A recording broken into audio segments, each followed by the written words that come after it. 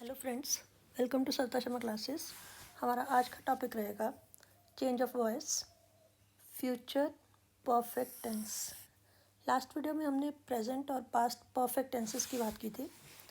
आज का हमारा लास्ट टॉपिक रहेगा टेंसेस के ऊपर, फ्यूचर परफेक्ट टेंस। तो सबसे पहले एफर्मेटिव सेंटेंसेस की बात करते हैं। एक्टिव वॉइस में फ्यूचर परफेक्ट टेंस में शैल हैव या विल हैव का यूज़ होता है और वर्ब की थर्ड फॉर्म आती है। जब हम इसको पैसिव वॉइस बनाते हैं तो विल हैव शैल हैव के बाद बिन ऐड हो जाता है।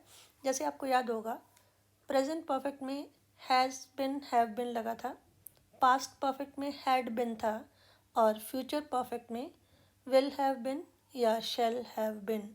अब शैल लगेगा आई और वी के साथ, यानी कि फर्स्ट पर्सन के सब्जेक्ट के साथ, और सभी सब्जेक्ट्स के साथ हम लगाएंगे विल। तो आइए पहला सेंटेंस करते हैं। I shall have written a letter. Subject I, written verb, a letter object. तो जब हम पैसिव बनाएंगे तो सबसे पहले स्टार्ट होगा अ लेटर के साथ। अ लेटर, इसके साथ आएगा विल हैव बिन। उसके बाद वर्ब की थर्ड फॉर्म, वो एक्टिव वॉइस में भी थर्ड फॉर्म ऑलरेडी लगी है, रिटन।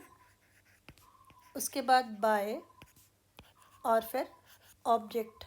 ऑब्जेक्ट बनेगा आई, जो कि ऑब्जेक्ट पोजीशन में बन जाएगा मी। तो आपका पूरा सेंटेंस बनेगा a letter will have been written by me. इसको हम कंपेयर करें सेंटेंस स्ट्रक्चर के साथ।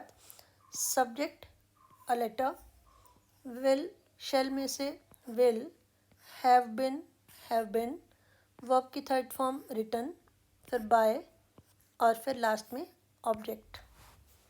अब हम सेकंड सेंटेंस देखते हैं। We shall have helped you.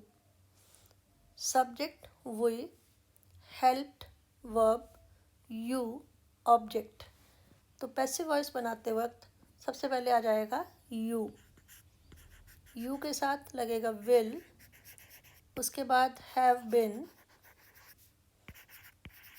Verb की थर्ड फॉर्म हेल्प्ड, उसके बाद बाय और वही बन जाएगा अस। तो हमारा फुल सेंटेंस बनेगा you will have been helped by us. Next है she will have cheated me. Subject she, cheated verb, me object.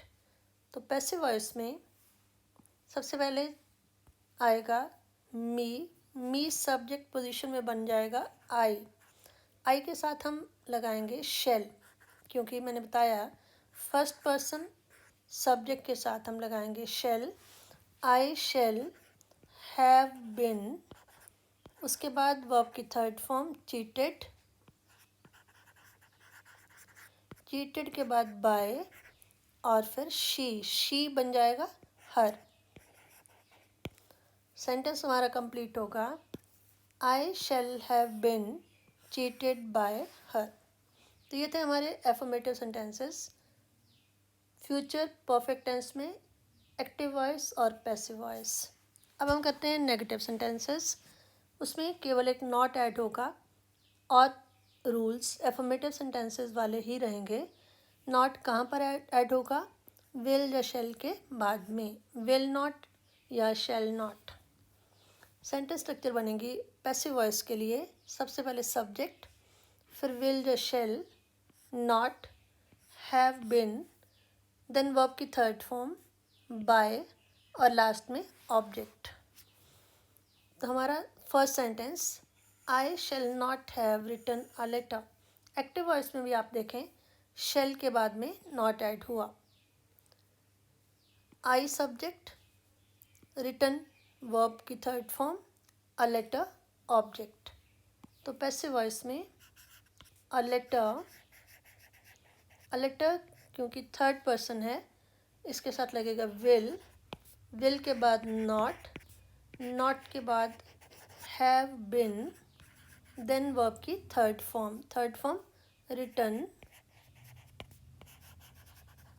Bye और आई बन जाएगा मी। हम क्या कर रहे हैं, शुरू से जितने भी टेंसेस किए, सब्जेक्ट आता है ऑब्जेक्ट की जगह पर, ऑब्जेक्ट आता है सब्जेक्ट की जगह पर जब हम एक्टिव से पैसिव बनाते हैं। Next sentence, they will not have played cricket. They subject, played verb, cricket object. Passive voice में क्रिकेट के साथ आएगा विल, केवल आई या वी के साथ हम लगाएंगे shall. Cricket will not have been, verb की third form played by, they का बना देम। तो हमारा सेंटेंस कंप्लीट हुआ, cricket will not have been played by them. यहाँ से देखें, subject cricket, then will, not have been, verb की third form played, then by और फिर ऑब्जेक्ट। अब हम करते हैं next sentence, you will not have watched a movie. You subject, watched verb, a movie object. Passive voice में a movie सबसे पहले आ गया, उसके साथ लगेगा will. A movie will not have बिन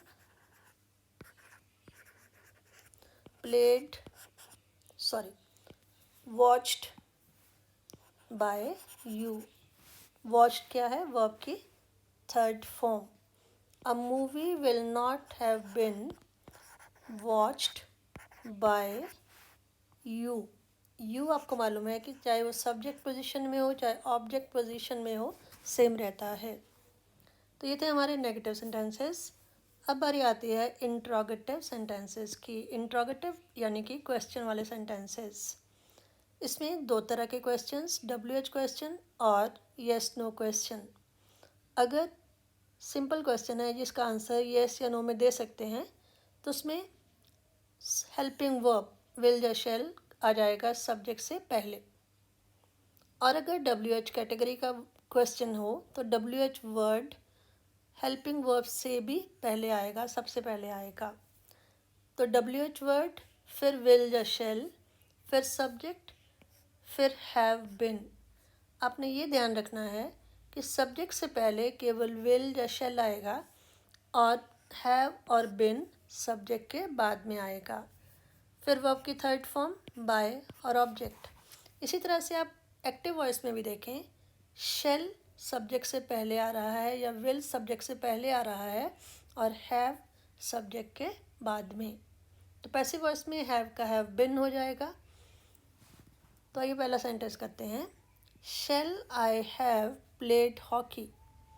तो ये क्वेश्चन है, येस नो कैटेगरी का, WH वर्ड नहीं है। तो इसमें सबसे पहले हम लगाएंगे हेल्पिंग वर्ब विल या शेल। हॉकी हमारा सब्जेक्ट बनेगा, उसके साथ आएगा विल हॉकी, उसके बाद आएगा हैव बिन, फिर वर्ब की थर्ड फॉर्म प्लेड बाय आई का बनेगा मी और लास्ट में क्वेश्चन मार्क। आइए इसको हम कंपेयर करते हैं सेंटेंस स्ट्रक्चर के साथ। WH यहाँ पर नहीं है। उसके बाद विल या शेल में विल, फिर सब्जेक्ट हॉकी, फिर हैव और बिन, देन वर्ब की थर्ड फॉर्म प्लेड बाय और फिर ऑब्जेक्ट मी। क्योंकि सब्जेक्ट कौन सा था, एक्टिव वॉइस में आई, वर्ब था प्लेड और ऑब्जेक्ट था हॉकी। अब next sentence, will she have loved me. ये भी उसी तरह से येस नो कैटेगरी का क्वेश्चन, सब्जेक्ट शी, ऑब्जेक्ट मी बनेगा पैसिव वॉइस का सब्जेक्ट, मी चेंज हो जाएगा आई में। आई के साथ हम लगाते हैं शेल, तो सबसे पहले आएगा shall. Shall I have been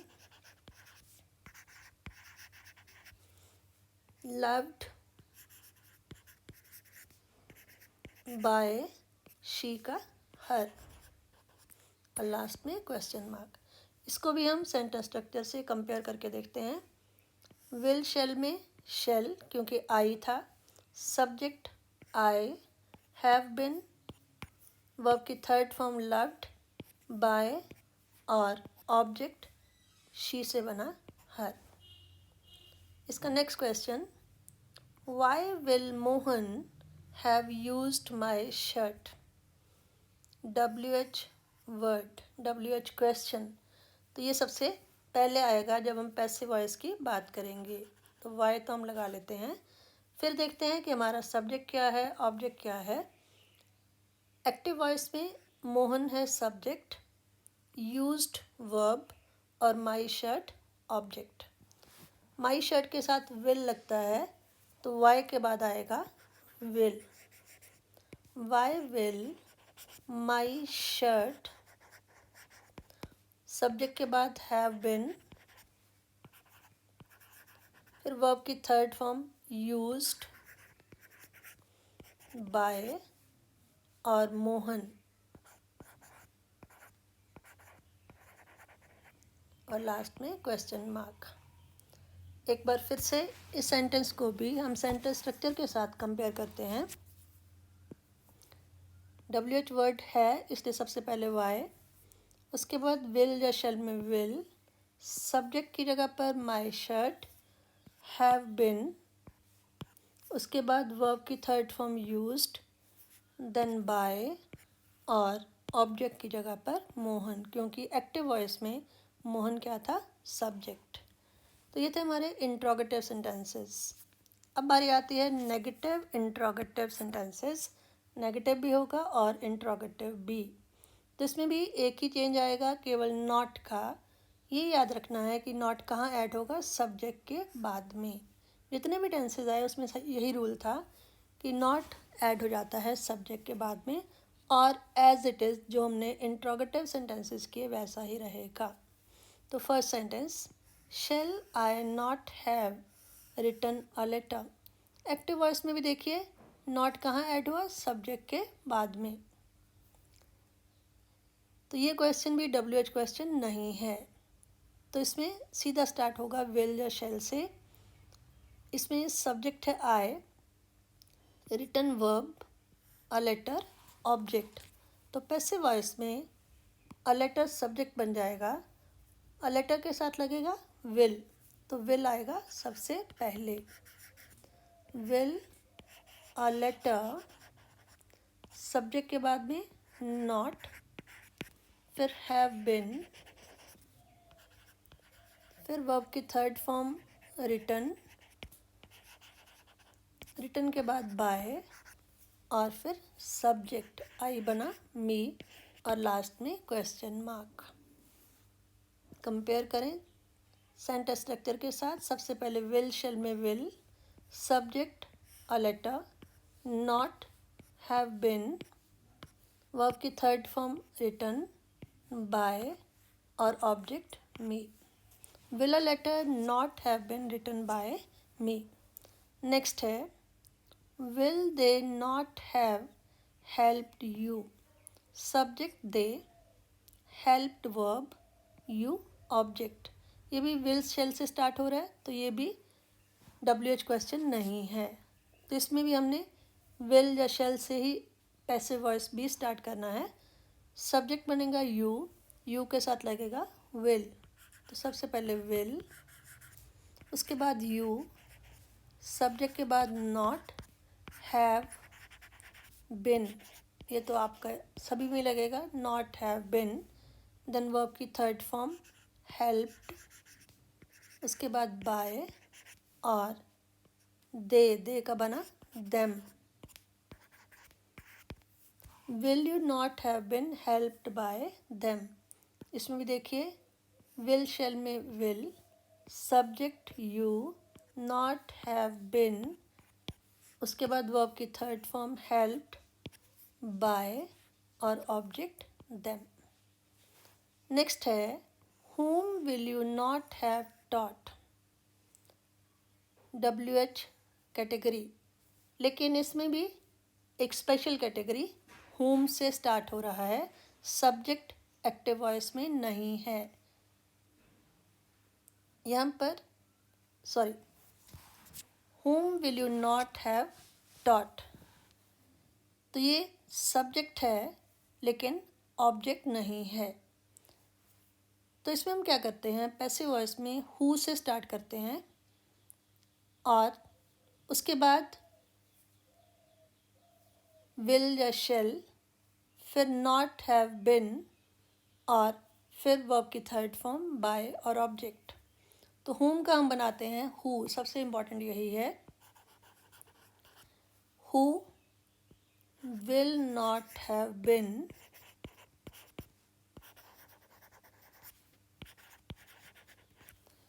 उसके बाद वर्ब की थर्ड फॉर्म टॉट, फिर बाय और जहाँ का जो सब्जेक्ट था यू, वो बना ऑब्जेक्ट बाय यू।